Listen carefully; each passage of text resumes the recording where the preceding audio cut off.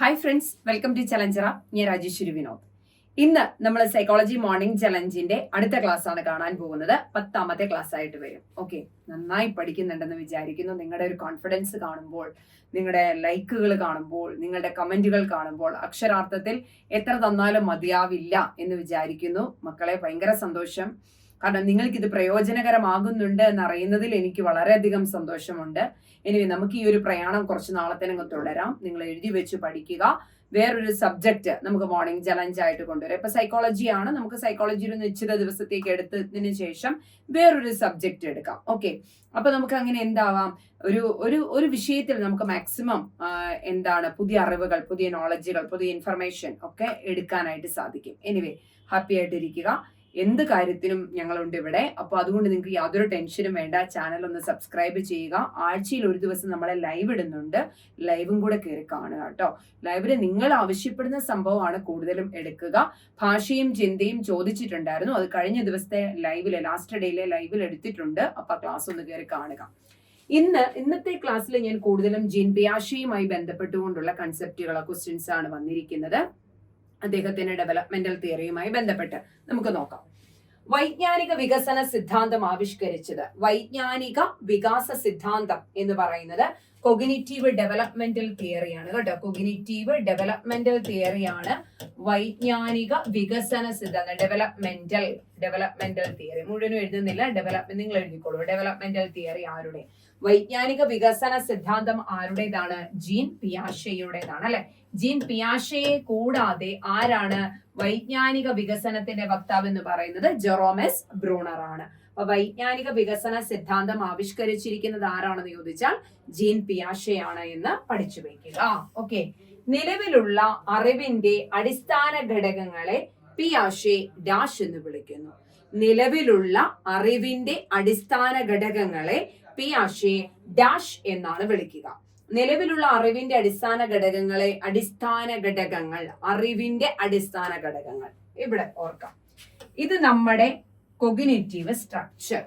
Cognitive structure എന്ന് വെച്ചാൽ നമ്മുടെ ബ്രെയിൻ എന്ന് ഓർത്ത് വെക്കുക. ഓക്കെ, ഈ ബ്രെയിനില് നമുക്ക് ചോറുണ്ണാൻ അറിയാമോ? അറിയാം. പാത്രം കഴുകാൻ അറിയാമോ? അറിയാം. നമുക്ക് തുണി അലക്കാൻ അറിയാമോ? അറിയാം. പടം വരയ്ക്കാൻ അറിയാമോ? അത്യാവശ്യം ബേസ് കാര്യങ്ങൾ അറിയാം. നിറം കൊടുക്കാൻ അറിയാമോ? ബേസ് അറിയാം അല്ലെ. പാട്ട് പാടാൻ അറിയാമോ? കുറച്ചറിയാം. ഓക്കെ, ഇങ്ങനെ നമ്മുടെ തലച്ചോറിൽ ഓരോ അറിവുകളും, ഓരോന്ന് റിലേറ്റഡ് ആയിട്ടുള്ള ഓരോ അറിവുകളും ഉണ്ട് എന്നാണ് പിയാഷെ അഭിപ്രായപ്പെടുന്നത്. അപ്പോ ഈ നിറം കൊടുക്കാൻ അറിയാം എന്നുള്ള അറിവിലേക്ക് അതുമായിട്ട് റിലേറ്റ് ചെയ്ത് മറ്റൊരു അറിവും കൂടെ ആഡ് ചെയ്യുമ്പോൾ ആ അറിവ് കൂടും, വികസിക്കും. ഓക്കെ, അപ്പം അടിസ്ഥാനം എന്ന് പറയുന്നത് നിറം കൊടുക്കാൻ അറിയാം എന്ന അറിവാണ്. ഓക്കെ, അപ്പൊ എന്താണ് ഈ നിറം കൊടുക്കാൻ അറിയാം എന്നുള്ള ഈ അടിസ്ഥാന അറിവിനെ എന്തെന്നാണ് പിയാഷെ വിളിക്കുന്നത് എന്നാണ് ചോദിച്ചിരിക്കുന്ന ക്വസ്റ്റ്യൻ. ഓക്കെ, നിലവിലുള്ള അറിവിന്റെ അതായത് നമ്മളിലുള്ള അറിവിന്റെ അടിസ്ഥാന ഘടകങ്ങൾ, പുതിയതായിട്ട് ജോയിൻ ചെയ്യാൻ പോകുന്നതല്ല, നിലവിൽ നമ്മുടെ തലച്ചോറിലുള്ള അറിവിന്റെ അടിസ്ഥാന ഘടകത്തിന് പിയാഷെ ഇട്ട പേരാണ് സ്കീമ.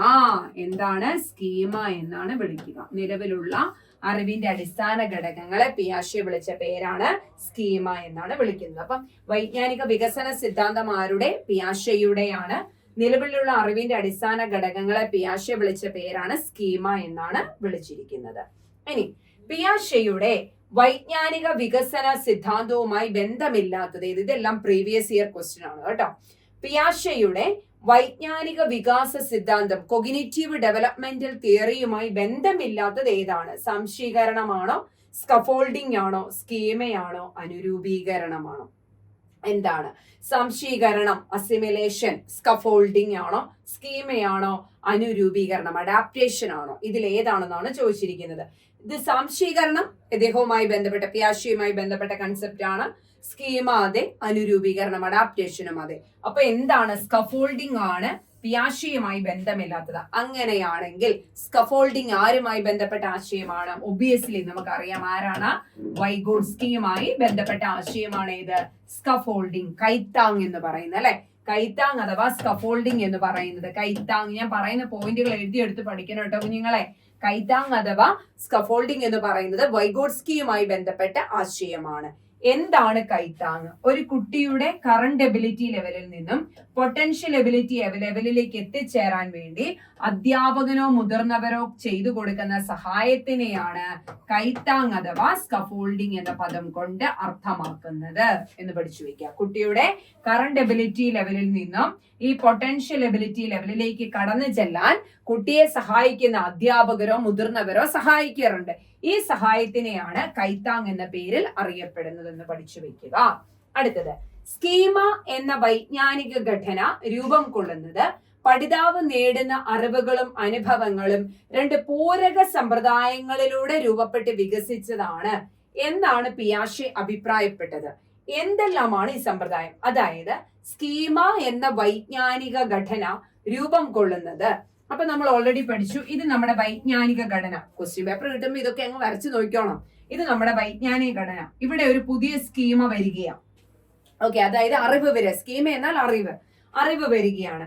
അങ്ങനെ ഈ രൂപം കൊള്ളുന്ന പഠിതാവ് നേടുന്ന അറിവുകളും അനുഭവങ്ങളും രണ്ട് പൂരക സമ്പ്രദായങ്ങളിലൂടെ, അതായത് നമ്മൾക്ക് കിട്ടിയ അനുഭവങ്ങളെയും അറിവുകളെയും ഒക്കെ പൂരക സമ്പ്രദായങ്ങളിലൂടെ രൂപപ്പെട്ട് വികസിപ്പിച്ചാണെന്നാണ് പറയുന്നത്, പിയാഷെ പറയുന്നത്. അത് ഏതെല്ലാമാണ്? അതായത് സ്കീമ രൂപം കൊള്ളാൻ സഹായിക്കുന്ന മറ്റ് പൂരക സമ്പ്രദായങ്ങൾ അല്ലെ ഘടകങ്ങൾ ഏതാണെന്നാണ് ചോദിച്ചിരിക്കുന്നത്. സംസ്ഥാപനം അസുന്ദലനം, സംസ്ഥാപനം സന്തുലനം, സാംശീകരണം സംസ്ഥാപനം, സാംശീകരണം സന്തുലനം. ഏതാണ് വരിക? സംസ്ഥാപനവും അസുന്ദലനവുമാണോ വരിക? Accommodation and disequilibrium. ഇവിടെ സംസ്ഥാപനം എന്നാൽ അക്കോമഡേഷൻ ആൻഡ് ഡിസ്ഇക്വിലിബ്രിയം. അസന്തുലനം എന്നാൽ ഡിസ്ഇക്വിലിബ്രിയം. ഇനി സംസ്ഥാപനം എന്നാൽ അക്കോമഡേഷൻ ആൻഡ് സന്തുലനം ഇക്വിലിബ്രിയം. സന്തുലനം എന്നാൽ ഇക്വിലിബ്രിയം. സാംശീകരണം അസിമിലേഷനും സംസ്ഥാപനവുമാണോ? അസിമിലേഷനും സംസ്ഥാപനം അക്കോമഡേഷൻ വഴിയാണോ? സാംശീകരണവും സന്തുലനവും വഴിയാണോ? ഇത് നമുക്ക് എങ്ങനെ എഴുതാം? ഇത് നമ്മുടെ സ്കീമ ഇത് നമ്മുടെ കൊഗ്നിറ്റീവ് സ്ട്രക്ചർ. ഇവിടെ നമുക്കറിയാവുന്ന കുറച്ച് അറിവുകൾ ഉണ്ടെന്ന് വിചാരിക്കുക. ഓക്കെ, നമുക്കൊരു പുതിയ അറിവിനെ ഇങ്ങോട്ട് കൊണ്ടുവരണം. അപ്പൊ പുതിയ അറിവ് എന്ന് പറയുന്നത് മഴവില്ലാണ്. ഈ മഴവിൽ എന്ന് പറയുന്ന അറിവിനെ കൊണ്ടുവരാൻ വേണ്ടി നിറങ്ങൾ എന്നുള്ള അറിവിനെ നമ്മൾ പ്രയർ നോളജിനെ പുതിയ നോളജുമായി കണക്ട് ചെയ്യുകയാണ്. അപ്പൊ ഇവിടെ എന്ത് വന്നു? അസിമിലേഷൻ ആയി. ഓക്കെ, സാംശീകരണമായി അല്ലെങ്കിൽ അസിമിലേഷൻ ആയി എന്ന് പറയാം. ഇനി ഇത് മനസ്സിലായി കഴിയുമ്പോൾ ഈ സ്കീമ വന്ന് ഓൾറെഡി ഇതിനെ വികസിക്കും. ഈ സ്കീമ ഒന്നെങ്കിൽ വികസിക്കും അല്ലെങ്കിൽ പുതിയതായിട്ട് ഇവിടെ വന്നിരിക്കും. അങ്ങനെ ചെയ്യുന്നെങ്കിൽ അതിനെ എന്തെന്നാ പറയുന്നത്? ഇത് അങ്ങോട്ട് പോകുന്നതിനെ കണക്ട് ചെയ്യുന്നതിനെ അസിമിലേഷനും കണക്ഷൻ കഴിയുമ്പോൾ ഇവിടെ കൊണ്ടിരുത്തുന്നതിനെ അക്കോമഡേഷനും എന്നാണ് പറയുക. അപ്പൊ സാംശീകരണവും സംസ്ഥാപനവുമാണ് അതിന്റെ രണ്ട് പൂരക സമ്പ്രദായങ്ങൾ. സ്കീമ രൂപം കൊള്ളാൻ സഹായിക്കുന്ന രണ്ട് പൂരക സമ്പ്രദായങ്ങൾ ഏതൊക്കെയെന്ന് ചോദിച്ചാൽ സാംശീകരണവും സംസ്ഥാപനവുമാണ് എന്ന് പറയാനായിട്ട് സാധിക്കും. ക്ലിയർ അല്ലേ കുഞ്ഞുങ്ങളെ? അടുത്തത്, പിയാഷെയുടെ അഭിപ്രായത്തിൽ വൈജ്ഞാനിക വികസനത്തിന് എത്ര ഘട്ടങ്ങളുണ്ട്? ഒന്ന് പറഞ്ഞു നോക്കിയേ. പിയാഷെയുടെ വൈജ്ഞാനിക വികസന ഘട്ടങ്ങൾ ഏതൊക്കെയാണ്? ഇന്ദ്രിയ ജാലക ഘട്ടം, പ്രാക് മനോവ്യാപാര ഘട്ടം, മൂർത്ത മനോവ്യാപാര ഘട്ടം, ഔപചാരിക മനോവ്യാപാര ഘട്ടം. അപ്പൊ എത്ര ഘട്ടങ്ങളുണ്ട്? പിയാഷെയുടെ അഭിപ്രായത്തിൽ 4 ഘട്ടങ്ങളാണുള്ളത്. Sensory motor stage, pre operational stage, concrete operational stage and formal operational stage. ഇന്ദ്രിയ ജാലക ഘട്ടം, പ്രാക് മനോവ്യാപാര ഘട്ടം, മൂർത്ത മനോവ്യാപാര ഘട്ടം, ഔപചാരിക മനോവ്യാപാര ഘട്ടം എന്ന് പറയുന്നു. ഇനി അടുത്ത ക്വസ്റ്റ്യനിലേക്ക് പോകാം.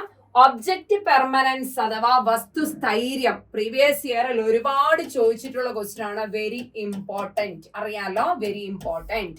ഒബ്ജക്റ്റ് പെർമനൻസ് അഥവാ വസ്തുസ്ഥൈര്യം ഏത് ഘട്ടത്തിലെ സവിശേഷതയാണ്? ഒബ്ജക്റ്റ് പെർമനൻസ് അഥവാ വസ്തുസ്ഥൈര്യം ഏത് ഘട്ടത്തിലെ സവിശേഷതയാണ്? ഇന്ദ്രിയ ജാലക ഘട്ടം, പ്രാക് മനോവ്യാപാര ഘട്ടം, മൂർത്ത മനോവ്യാപാര ഘട്ടം, ഔപചാരിക ഈ 4 ഘട്ടങ്ങളും പിയാഷെയുടെ ഘട്ടങ്ങളാണ്. ഈ 4 ഘട്ടങ്ങളും പിയാഷെയുടെ ഘട്ടങ്ങളാണ്.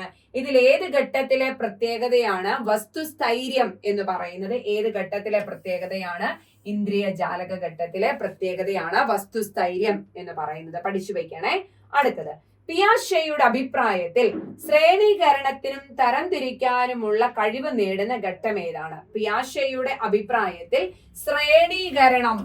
ശ്രേണീകരണത്തിനും തരംതിരിക്കാനുമുള്ള കഴിവ്, ഗ്രൂപ്പിംഗ് ആൻഡ് ക്ലാസിഫിക്കേഷൻ എന്നീ കഴിവുകൾ കുട്ടികൾ നേടുന്ന ഘട്ടം താഴെ പറയുന്ന ഇന്ദ്രിയജാല ഘട്ടമാണോ, പ്രാക് മനോവ്യാപാര ഘട്ടത്തിലാണോ, മൂർത്ത മനോവ്യാപാര ഘട്ടത്തിലാണോ, ഔപചാരിക മനോവ്യാപാര ഘട്ടം? ഇത് 2020 LPUP ചോദിച്ച ക്വസ്റ്റ്യൻ ആണ്. കൂടാതെ എപ്പോഴും കേട്ടറ്റുകളിൽ വന്നുകൊണ്ടേയിരിക്കുന്ന ശ്രേണീകരണത്തിനും തരംതിരിക്കാനുമുള്ള കഴിവ് പിയാഷെയുടെ അഭിപ്രായത്തിൽ കുട്ടി നേടുന്ന ഘട്ടം ഏത് എന്ന് ചോദിച്ചാൽ ഏത് പറയാം? മൂർത്ത മനോവ്യാപാര ഘട്ടത്തിലാണ് തരംതിരിക്കാനും ശ്രേണീകരണത്തിനുമുള്ള കഴിവ് കുട്ടി നേടുന്ന ഘട്ടം എന്ന് പറയുന്നത് മൂർത്ത മനോവ്യാപാര ഘട്ടം എന്ന് പറയാനായിട്ട് സാധിക്കും. ക്ലിയർ ആണെന്ന് വിചാരിക്കുന്നു. അടുത്ത ക്വസ്റ്റ്യൻ, 4 പന്തുകളും 3 പന്തുകളും ചേർത്ത് വെച്ച് 7 പന്തുകളുണ്ട് എന്ന് സൂചിപ്പിക്കുന്ന പ്രവർത്തനം 5ാം ക്ലാസ്സിൽ നടത്താൻ അധ്യാപകൻ അവസരം നൽകി. തുടർന്ന് അധ്യാപകൻ 4+3 എന്ന് പറയുന്നത് 7 എന്ന് ബോർഡിൽ എഴുതി കാണിച്ചു. ഇത് നിരീക്ഷിച്ച സാഗർ ഉടൻ പ്രതികരിച്ചു, എങ്കിൽ 7-3 4 ആയിരിക്കില്ലേ സാർ എന്ന് ചോദിച്ചു. അങ്ങനെയെങ്കിൽ പിയാഷെയുടെ വൈജ്ഞാനിക വികസന ഘട്ടത്തിൽ ഏത് ഘട്ടത്തിലാണ് സാഗർ ഉള്ളത് എന്ന്? അതായത് 4 പന്ത് കൊടുത്തു, 3 പന്ത് കൊടുത്തു, ശേഷം പ്രവർത്തനങ്ങൾ ചെയ്യിച്ചതിനു ശേഷം 4+3 7 എന്ന അധ്യാപകൻ ബോർഡിൽ എഴുതി. ഉടനെ ക്ലാസ്സിലിരുന്ന സാഗർ എന്ന് പറയുന്ന കുട്ടി വന്നിട്ട് 7-3 എന്ന് പറയുന്നത് 4 അല്ലേ സാർ എന്ന് തിരിച്ച് ചോദിക്കുകയാണ്. അങ്ങനെയെങ്കിൽ പിയാഷെയുടെ ഏത് ഘട്ടത്തിലാണ് സാഗർ ഉള്ളത് എന്നാണ് ചോദിച്ചിരിക്കുന്നത്.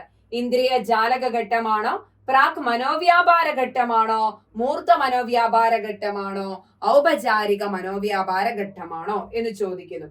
അപ്പൊ ഇന്ദ്രിയ ജാലക ഘട്ടത്തിന്റെ പ്രത്യേകത എന്താണ്? വസ്തുസ്ഥൈര്യമാണ്. പ്രാക് മനോവ്യാപാര ഘട്ടം എന്നാൽ തിരിച്ചു ചിന്തിക്കാൻ, ഓപ്പറേഷന് മുന്നുള്ള ഘട്ടമാണ്. ഓക്കെ, പ്രാക് മനോവ്യാപാരം എന്ന് പറയുന്നത് എന്താണ്?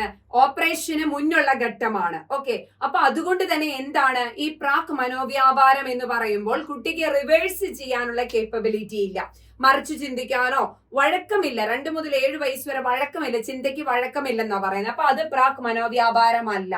പിന്നെയുള്ളതാണ് മൂർത്ത മനോവ്യാപാര ഘട്ടം എന്ന് പറയുന്നത്. അവിടെയാണ് തരംതിരിക്കാനും ശ്രേണീകരണം, ഗ്രൂപ്പിങ്ങിനൊക്കെയുള്ള കേപ്പബിലിറ്റി. ഈ ഘട്ടത്തിൽ തന്നെയാണ് കുട്ടിക്ക് തിരിച്ച് ചിന്തിക്കാനുള്ള റിവേഴ്സിംഗ് കേപ്പബിലിറ്റി ഉണ്ടാകുന്നത്. ഓക്കെ, അപ്പൊ അതുകൊണ്ട് എന്ത് ഉത്തരം വരാം? മൂർത്ത മനോവ്യാപാര ഘട്ടമാണ് ഉത്തരമായി വരിക. നോട്ട് ചെയ്യണേ, ഞാൻ പറഞ്ഞ പോയിന്റുകൾ വളരെ ഇമ്പോർട്ടന്റ് ആണ്, അത് എഴുതി വെച്ച് തന്നെ പഠിക്കണം കേട്ടോ കുഞ്ഞുങ്ങളെ. ചുവടെ കൊടുത്തിരിക്കുന്നവയിൽ ഏതാണ് പിയാഷെയുടെ വൈജ്ഞാനിക വികസന ഘട്ടത്തിൽ ഉൾപ്പെടാത്തത്? ഇത് മിക്കവാറും ഈ മോഡൽ നമ്മളിപ്പം ഫസ്റ്റ് തന്നെ ഒരു ഓപ്ഷണൽ ക്വസ്റ്റ്യൻ കണ്ടത് ഇതാണ്. അടുത്ത നോക്കിയേ, ചുവടെ കൊടുത്തിരിക്കുന്നവയിൽ ഏതാണ് പിയാഷെയുടെ വൈജ്ഞാനിക വികസന ഘട്ടത്തിൽ പെടാത്തത് ഏതാണ്?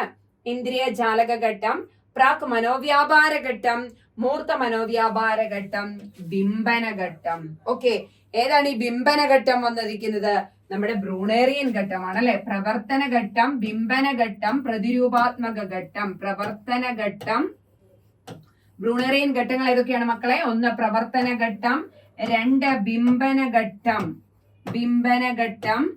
3 പ്രതിരൂപാത്മക ഘട്ടം. പ്രവർത്തന ഘട്ടം, ബിംബന ഘട്ടം, പ്രതിരൂപാത്മക ഘട്ടം എന്നിവയാണ് പ്രധാനപ്പെട്ട എന്താണ് ഘട്ടങ്ങൾ എന്ന് പറയുന്നത്. പഠിച്ചു വെക്കണേ.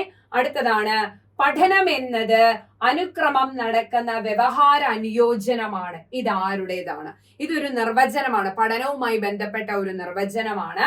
പഠനം എന്നത് അനുക്രമം നടക്കുന്ന വ്യവഹാര അനുയോജനമാണ് എന്ന് അഭിപ്രായപ്പെട്ടത് ആരാണ്? സ്കിന്നർ ആണ്. ഈ വാക്കുകൾ ആരുടേതാണ്? സ്കിന്നർ. പഠനം എന്നത് അനുക്രമം നടക്കുന്ന വ്യവഹാര അനുയോജനമാണ്. Behavioural adaptation. Learning is a behavioural, progressive behavioural adaptation എന്നാണ് അതിന്റെ ഇംഗ്ലീഷ് വരുന്നത്. ലേണിംഗ് ഈസ് എ പ്രോഗ്രസീവ്, എഴുതി വെച്ചോ അവിടെ. Learning is A progressive behavioural adaptation.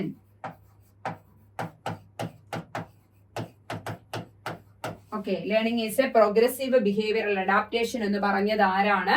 Skinner ആണ്. പഠിച്ചു വെക്കുക. അടുത്തത് പിയാഷെ, സ്കിന്നർ, പാവ്ലോവ, ഹള്ളർ. അതിലാരാണ്? സ്കിന്നറിയൻ കോൺസെപ്റ്റുകളാണത് കേട്ടോ. അടുത്തത് ഭാഷാ ബോധനത്തിന്റെ മുൻഗണനാക്രമം ഏതാണ്? ശ്രവണം, വായന, ലേഖനം, ഭാഷണം. ശ്രവണം എന്നാൽ ലിസണിങ്. ലിസണിങ് കഴിഞ്ഞ ഉടനെ കൊച്ചു റീഡിങ്ങിനാണോ പോകുന്നത്? അല്ല. അത് കഴിഞ്ഞ് എഴുതാനാണോ പോകുന്നത്? അല്ല. അത് കഴിഞ്ഞാണോ ഭാഷണം? അല്ല. ഇതിന്റെ ഓർഡർ എന്താണ്? LSRW, listening, speaking, reading and writing. ഇതാണ് ഭാഷാ ബോധനത്തിലെ മുൻഗണനാക്രമം. ശ്രവണം, ഭാഷണം, വായന, എഴുത്ത് അഥവാ ലേഖനം എന്നാണ് വരിക. അപ്പൊ ഉത്തരം എന്താണ്? സി ആണ്. Listening, speaking, reading and writing. Listening, speaking, reading and writing. LSRW. ശ്രവണം, ഭാഷണം, വായന, ലേഖനം. പഠിച്ചു വയ്ക്കണേ, ഇമ്പോർട്ടന്റ് ആണ്. അർത്ഥപൂർണ സ്വീകരണ പഠനവുമായി ബന്ധമുള്ള മനഃശാസ്ത്രജ്ഞൻ ആരാണ്? അർത്ഥപൂർണ സ്വീകരണ പഠനവുമായി ബന്ധമുള്ള മനഃശാസ്ത്രജ്ഞൻ ആരാണ്? അർത്ഥപൂർണ സ്വീകരണ പഠനം എന്ന് വെച്ചാൽ എന്താണ്? മീനിങ് അവിടെ എഴുതി വെക്കൂ. Meaningful verbal learning. Meaningful verbal learning. Meaningful verbal learning. അർത്ഥപൂർണ സ്വീകരണ പഠനം എന്ന് പറയുന്നത് മീനിങ് ഫുൾ വെർബൽ ലേണിംഗ് ആണ്. അതുമായി ബന്ധമുള്ള മനഃശാസ്ത്രജ്ഞൻ ആരാണ്? ഡേവിഡ് ഒസുബൽ ആണോ? പിയാഷെ ആണോ? വൈഗോട്സ്കി ആണോ? സ്കിന്നർ ആണോ? ആരാണ്? Meaning full verbal learning. Meaningful verbal learning David Ausubel ആണ് കേട്ടോ. ഡേവിഡ് ഒസുബലിന്റേതാണ് അർത്ഥപൂർണ സ്വീകരണ പഠനം അഥവാ മീനിങ് ഫുൾ വെർബൽ ലേണിംഗ് എന്ന് പറയുന്നത്. പഠിച്ചു വെക്കുക മക്കളെ. ഏകദേശം 12 ക്വസ്റ്റ്യൻ ആയി. ക്ലിയർ ആയി എന്ന് വിചാരിക്കുന്നു. ഓക്കെ ആണെന്ന് വിചാരിക്കുന്നു. നല്ല രീതിയിൽ തന്നെ എഴുതി വെച്ച് പഠിച്ചു പോകാനായിട്ട് ശ്രദ്ധിക്കുക. തീർച്ചയായും സൈക്കോളജി ഏത് എക്സാം എഴുതിയാലും LPUP ആവട്ടെ, KTET ആവട്ടെ, മുഴുവൻ മാർക്കും നേടാവുന്ന രീതിയിൽ തന്നെ നമുക്ക് ശ്രമിച്ചു നോക്കാം. ഓക്കെ, അപ്പൊ മറ്റൊരു ക്ലാസ്സുമായി കാണാം. Thank you.